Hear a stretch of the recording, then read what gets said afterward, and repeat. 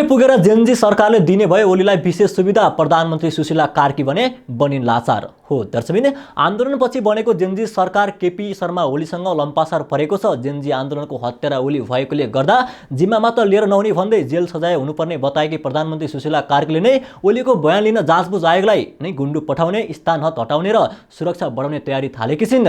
Gen Z आन्दोलनबारे छानबिन गर्न बनेको जाँचबुझ आयोगलाई नै कुनै हालतमा बयान दिन नजाने, बरु गोली खान तयार भएको बताएका ओलीसँग प्रधानमन्त्री सुशीला कार्की लचिलो बन्न थालेकी छन्।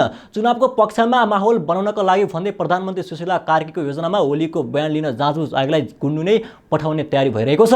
त्यस्तै ओलीको स्थानत हटाउने र माग अनुसार सुरक्षा शङ्का बढाउने अनौपचारिक सहमति जस्तै बनेको छ। पत्र पठाउँदा पनि बयान दिन नआएर गृह मन्त्रालयको सहयोगमा प्रहरी पठाएर बयानमा ल्याउने समेत छलफल भएपछि सरकार उक्त कदम चाल्नबाट ब्याक भएको छ। आफूलाई छोए देश थम्म पार्ने ओलीले चेतावनी दिएपछि सरकार लचिलो बन्दै सहज रूपमा बयान लिन तयारी थालेको छ।